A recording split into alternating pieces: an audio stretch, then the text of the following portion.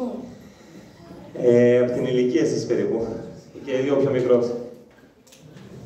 Τι σας ενέπνευσε να ασχοληθείτε με τον αθλητισμό? Το είχα μέσα μου, μου άρεσε ο αθλητισμός και έτσι συνέχισα. Ποιος ήταν ο πρώτος σας αγώνας? Όπως είπε και ο διευθυντής εδώ, ξεκίνησα να τρέχω εδώ από τα μονοπάτια τα δικά μας, το βουνό μας, το Κούρινο. Τι σας ενθάρρυνε πριν έναν δύσκολο αγώνα? Τι με ενθάρρυνε πριν? Τι σας ενθαρρύνει πριν έναν δύσκολο αγώνα?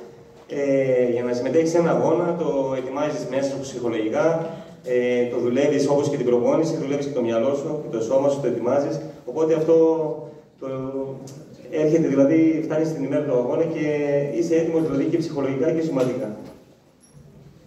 Τι τρώτε πριν από τον αγώνα? Κατά κύριο λόγο ζυμαρικά τρως για να υπάρχει δύναμη και να συνοδεύεις τον αγώνα μέσα, να είναι έτοιμο το σώμα σου. Έχετε τραυματιστεί ποτέ? Πάρα πολλές φορές και με δύσκολους τραυματισμούς, αλλά η καλή θέληση και η καλή διάθεση όλα τα ξεπερνάει. Με κοντομάνικα κρυώνεστε στα βουνά?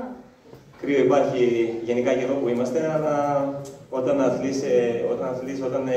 είσαι ψηλά στα βουνά, το σώμα σου είναι, δηλαδή, δεν καταλαβαίνει κάτι, δεν είναι κάτι ξένο για μένα. Οπότε όσο ανεβαίνω στα βουνά υπάρχει κρύο, ένα μικρό ελαφρύ κουφανάκι, πάντα το κουβαλάμε μαζί μας όλοι.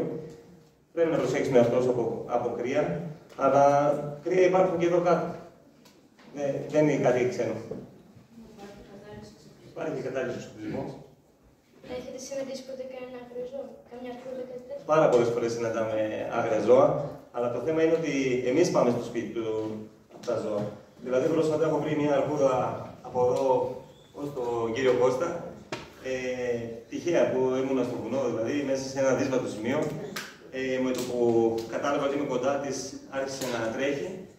Καμιά 10 μέτρα σταματάει, γυρνάει πίσω και κοιτάει. Εγώ σταμάτησα, δεν έκανα τίποτα.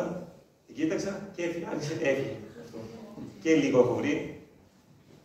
Ποια είναι η μέγιστη ταχύτητα που έχετε φτάσει? Έχω φτάσει μέγιστη ταχύτητα μέσα σε στάδιο γύρω στα 21 χιλιόμετρα την ώρα. Ποια πιστεύετε ότι είναι η καλύτερη σας εμφάνιση? Έχω διάφορα ρεκόρ εδώ στην Ελλάδα.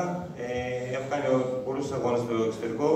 Εμένα με έχει μείνει χαραγμένο στη μνήμη, έτσι, δική μου, το καλύτερο αγώνα στην Ελλάδα και το πιο δύσκολο βουνό είναι ο Όλυμπος, όπου έχω κάνει την καλύτερη επίδοση ως Έλληνας. Ποιοι είναι οι επόμενοι αγώνες στους οποίους θα συμμετείχετε? Θα συμμετέχω τώρα στο αυθεντικό μαραθώνιο της Αθήνας και μετά, ας πούμε, επιλέγω, αφού τελειώσει ο κάθε αγώνας, μετά επιλέγω τον επόμενο. Σας ευχαριστούμε πολύ. Εγώ ευχαριστώ πάρα πολύ.